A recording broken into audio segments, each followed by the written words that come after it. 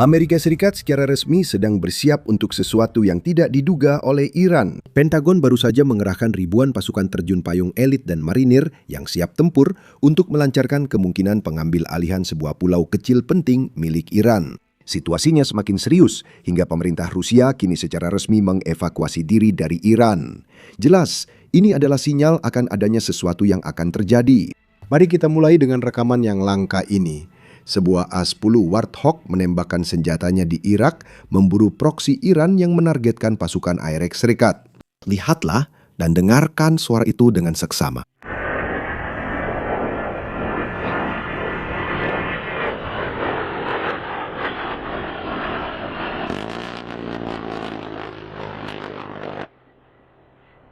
Nah, klip itu dari Irak, tapi selama seminggu terakhir, A-10 juga telah beroperasi di lepas pantai Iran, khususnya di dekat Selat Hormuz. Ini akun resmi Komando Pusat yang mengonfirmasi hal tersebut.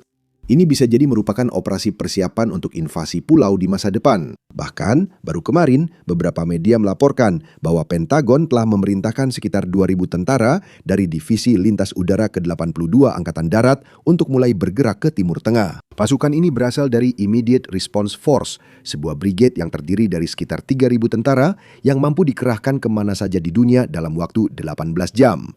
Itu 18. Kecepatan itu adalah bukti kekuatan militer Amerika. Sekarang, 2.000 pasukan ini di luar 4.500 marinir yang sudah kita bahas minggu lalu, yang sudah dalam perjalanan dari Jepang dan Amerika Serikat. Berikut detail lanjut tentang apa yang digerakkan ke wilayah itu. Selain proposal perdamaian, Presiden Trump juga membahas pengerahan pasukan ke wilayah itu. Tapi kemana dan bagaimana mereka akan digunakan? Saat ini, yang ada adalah kemampuan Korps Marinir Amerika Serikat di USS Tripoli dan Boxer. Ini adalah ujung tombak kemampuan Korps Marinir Amerika Serikat, dipenuhi dengan helikopter untuk bergerak dari kapal ke pantai dan juga mengevakuasi korban, serta jet tempur F-35 yang dapat memberikan dukungan jarak dekat bagi pasukan di darat. Selain itu, ada kapal pendukung penting seperti New Orleans, Comstock dan Portland yang juga dapat menurunkan kendaraan lapis baja, beberapa perlengkapan serta makanan dan kebutuhan pokok untuk pasukan Korps Marinir Amerika Serikat di darat. Ini membuat total jumlah pasukan yang bergerak ke wilayah tersebut sekitar 7.000 orang. Tapi kita harus ingat bahwa sebagian besar dari unit ekspedisi marinir adalah pasukan pendukung, seperti pasukan logistik. Hanya sebagian kecil dari 4.500 marinir yang ke wilayah itu merupakan infanteri, sekitar 2.000 orang. Artinya, meski digabungkan dengan pasukan lain yang juga sedang menuju ke wilayah itu, jumlahnya tetap belum cukup untuk invasi penuh ke Iran. Tapi jumlah itu cukup untuk merebut sebuah pulau Iran, mungkin pulau penting yang sangat diandalkan Iran. Nah, ini bukan saya yang mengatakan, ini adalah sesuatu yang dikhawatirkan oleh para pemimpin Iran. Mereka sendiri yang mengakuinya secara terbuka. Sekarang sebelum kita masuk ke pernyataannya, saya ingin mengingatkan untuk menekan tombol like dan subscribe di bawah ini. Itu benar-benar membantu kami dalam algoritma. Dan sekarang, inilah pernyataan yang dikeluarkan oleh pemimpin de facto Iran. Orang ini adalah ketua parlemen Iran. Ternyata, orang yang sama ini yang diduga sedang bernegosiasi dengan Amerika Serikat. Itu berarti jelas dia cukup berpengaruh. Dan sekarang, inilah pernyataan yang dia keluarkan. Berdasarkan beberapa data, musuh Iran dengan dukungan negara-negara regional sedang bersiap untuk menduduki salah satu pulau Iran. Seluruh pergerakan musuh diawasi penuh oleh angkatan bersenjata kami. Jika langkah ini melewati batas, semua infrastruktur vital negara regional tersebut tanpa batasan akan menjadi target serangan tanpa henti.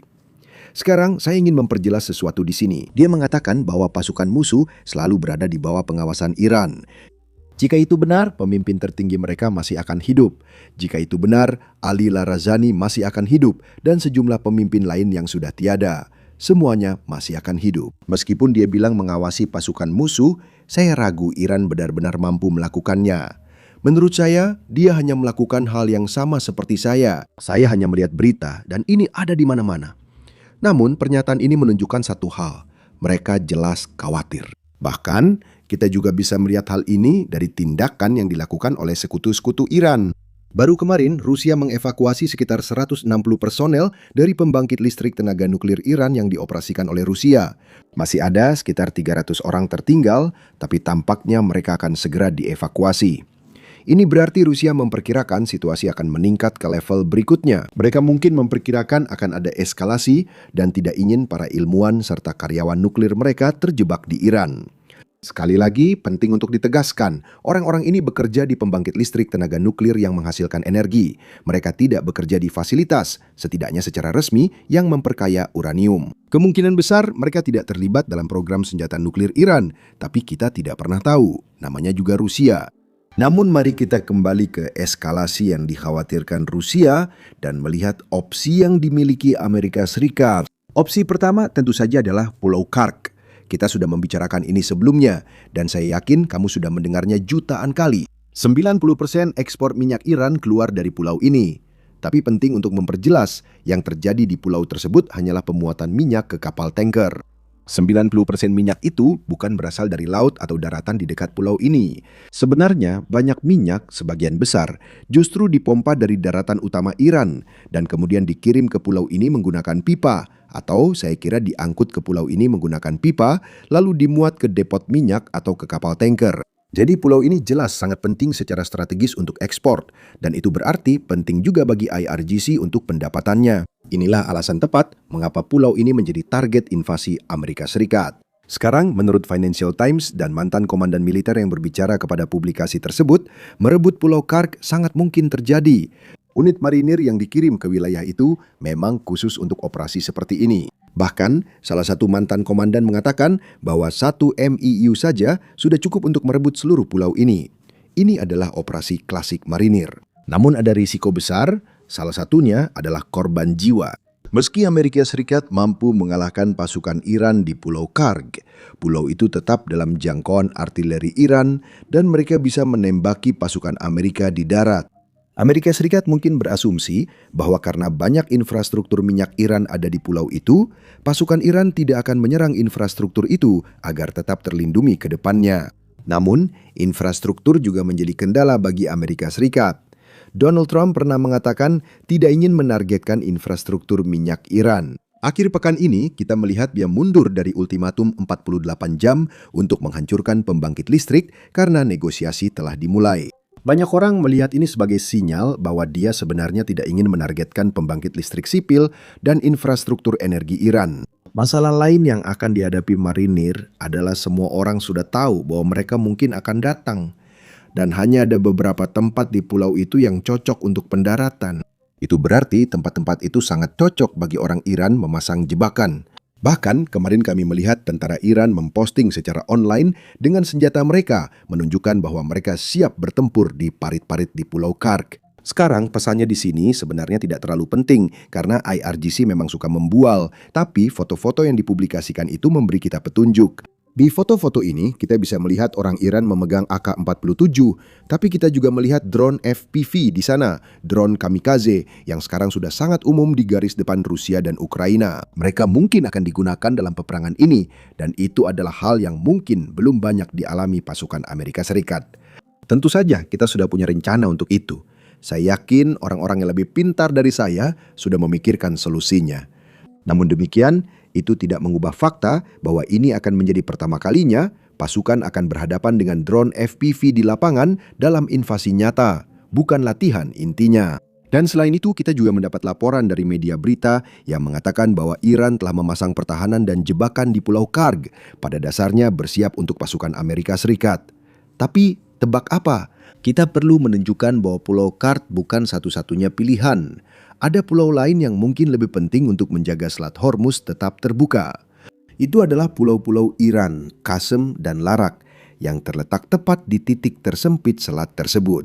Pulau-pulau ini memiliki pangkalan Angkatan Laut Iran, pelabuhan, dan bunker bawah tanah yang digunakan Iran untuk meluncurkan drone, rudal, dan drone laut ke kapal.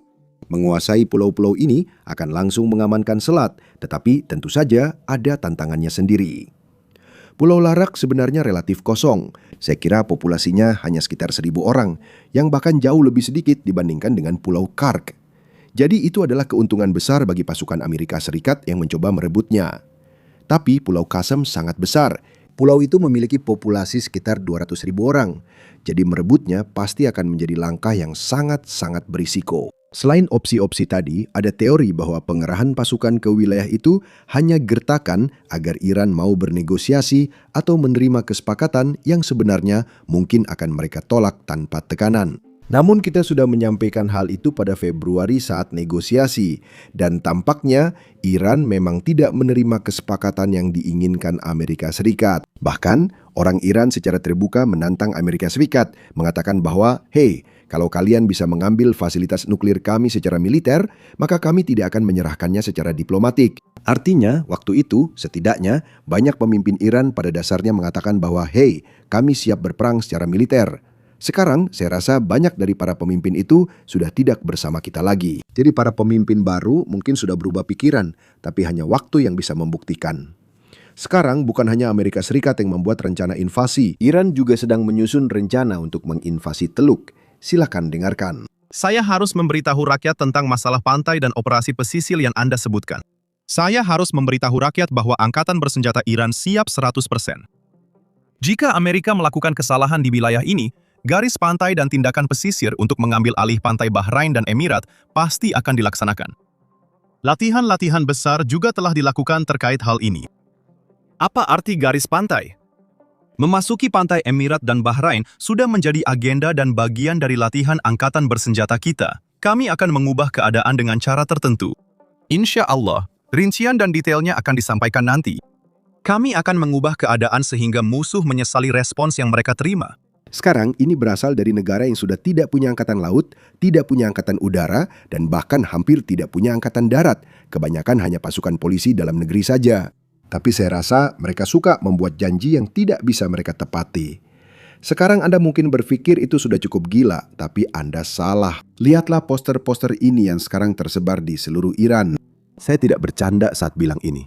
Awalnya ketika pertama melihatnya, saya kira ini info palsu buatan AI. Tapi ternyata ini nyata. Republik Islam memasang gambar pemimpin tertinggi mereka yang baru, yang tentu saja bukan gambar asli, karena dia sedang koma dan wajahnya cacat.